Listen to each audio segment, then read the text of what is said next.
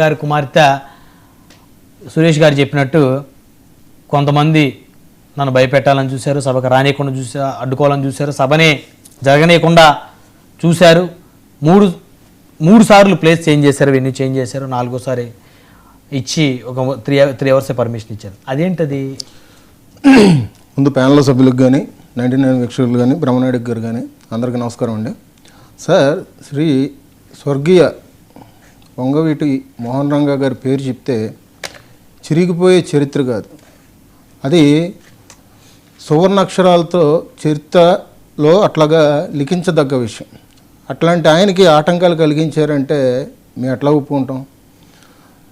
రంగా గారి ఆశయాలను ముందుకు తీసుకెళ్లడంలో పవన్ కళ్యాణ్ గారు ఎప్పుడు ముందున్నారు మా నాయకుడు అని చెప్పేసి మేము చెప్పుకుంటాం. అదేలో భాగంగా ఆశాకిరణ్ గారు కూడా ఇవాళ వరకు 3 సార్లు కింద సంవత్సరం కూడా పవన్ కళ్యాణ్ గారిని కలిశారు. ఆ విషయం గుర్తుపెట్టుకోవాలి. అవునా? అవును, కింద సంవత్సరం కలిశారు. నాతో స్వయంగా ఆశాకిరణ్ గారు వాళ్ళ భర్తతో నేను మాట్లాడాను వాళ్ళ మధ్యాహ్నం. ఓకే, అంటే ఫోటోలు నేను చూడలేదు అందుకు.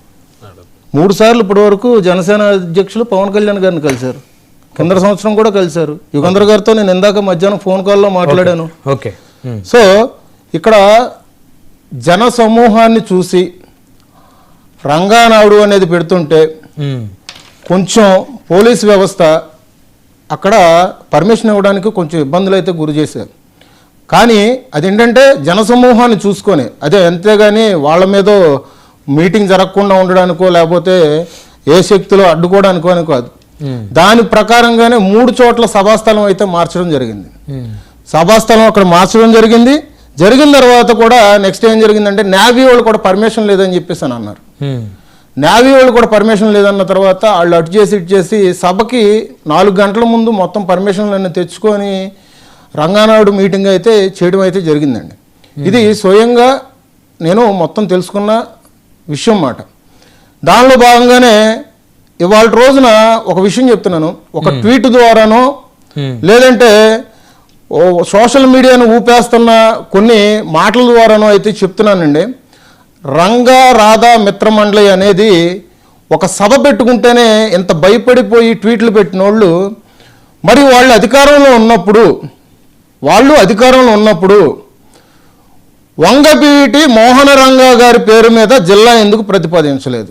ఇవాళ రోజున అదే విజయవాడ నగరంలో జనసేన నుంచి వెళ్ళిపోయిన పోతిన మహేష్ గారు ఇందాక ఒక మీడియా సమావేశంలో మాట్లాడతా పథకాల కంట రంగా గారి పేరు పెట్టాలంట. ఆ పార్టీలో మాత్రం జిల్లాకి పేరు పెట్టరు, వాళ్ళు పెట్టరు. అసలు ఇవాళ రోజున వంగవీటి రాధా గారు పార్టీ నుంచి బయటికి రావడానికి గల కారణం వైఎస్ఆర్సీపీ వాళ్ళు తెలుసా? రంగా గారు తండ్రి గారైన రంగా గారు విగ్రహ ఆవిష్కరణ కోసం రాధా గారు వెళుతుంటే నువ్వు విగ్రహ ఆవిష్కరణ చేయడానికి వీల్లేదని చెప్పేసి జగన్మోహన్ రెడ్డి గారు హుకుం జారీ చేస్తే నా తండ్రి గారు విగ్రహాన్ని నేను ఆవిష్కరించుకోవడానికి వెళ్తుంటే ఈ పార్టీ ఏంటి, జగన్మోహన్ రెడ్డి గారు అడ్డుకోవడం ఏంటని చెప్పేసి ఆయన స్వయంగా ఆయన మాటల్లోనే ప్రెస్ మీట్ పెట్టి చెప్పి కళ్ళంతా నీళ్లు పెట్టుకున్న రోజులు అవి. ఇంత దారుణాలు ఇవాళ రోజున మనం గుర్తు చేసుకోకపోతే ఎవరు గుర్తు చేసుకుంటారు? అంటే ఇవాళ ముసలి కన్నీరు కారుస్తూ రంగా గారు అనే వ్యక్తి బలుగు బలహీన వర్గాలకి పేదల పాలిట పెన్నిదని చెప్పేసి ఆయన ఒక కులానికో మతానికో సంబంధించిన వ్యక్తి కాదని చెప్పేసి ఇవాళ 11 సీట్లు వచ్చిన తర్వాత రాజకీయం చేయడం మొదలు పెడతారా? ఇక్కడ కృష్ణగా ఒక విషయం అండి, చెప్పండి సార్. మీరు ట్వీట్ అని మాట్లాడారు, అంటే ఎవరి గురించి? జగన్మోహన్ రెడ్డి గారు నిన్న ట్వీట్ పెట్టారని లక్ష్మీకాంత్ గారు. కనీసం మరి మీ పార్టీ అధినేత అది కూడా పెట్టలేదు కదా అని వాళ్ళు అడుగుతున్నారు వైసీపీ వాళ్ళు. మరి మీరేం చెప్తారు? మీకు ముందుగా క్లారిటీ ఇచ్చేసాను సార్. ఆశాకిరణ్ గారు ఇప్పటి వరకు పవన్ కళ్యాణ్ గారు 3 సార్లు కలిశారు. చంద్రబాబు నాయుడు గారిని కలవలేదు, జగన్మోహన్ రెడ్డి గారిని కలవలేదు ఇప్పటి వరకు.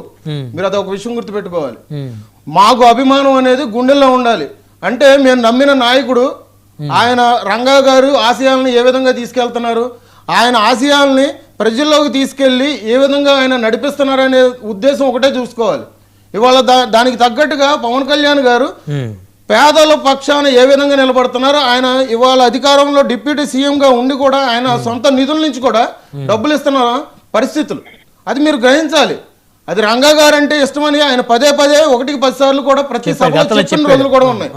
అంతేగాని పవన్ కళ్యాణ్ గారు ట్వీట్ వేయలేదు, జగన్మోహన్ రెడ్డి గారు ట్వీట్ వేశారని దీన్ని రాజకీయ కోణంలో అయితే చూడబాకండి.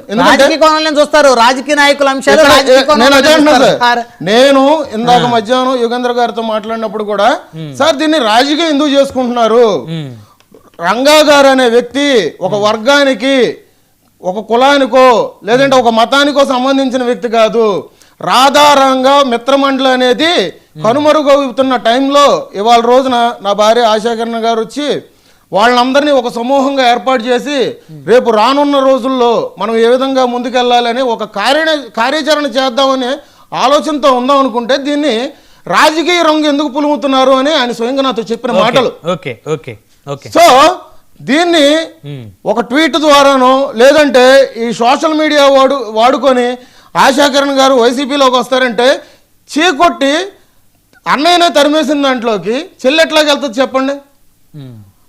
రంగా గారి ఆశయాలు వాళ్ళ వరకు కూడా పాటించలేని జగన్మోహన్ రెడ్డి గారు ఒక ట్వీట్తో ఆశాకిరణ్ గారు వస్తున్నారంటే ఏ విధంగా ప్రజలు నమ్ముతారు చెప్పండి.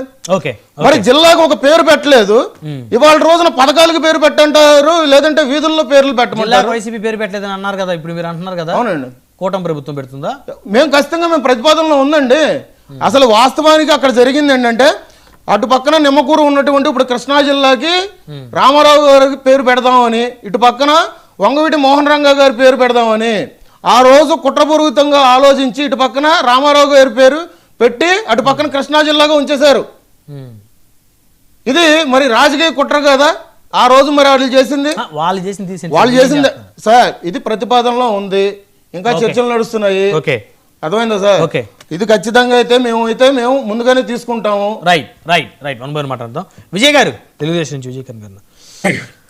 సార్ గుడ్ ఈవినింగ్ అండి. గుడ్ ఈవినింగ్ విజయ్ గారు. సో ఇప్పుడు పసుపులేటి సురేష్ గారు చాలా ఆవేదన వ్యక్తం చేస్తారు వైఎస్ఆర్ కాంగ్రెస్ పార్టీ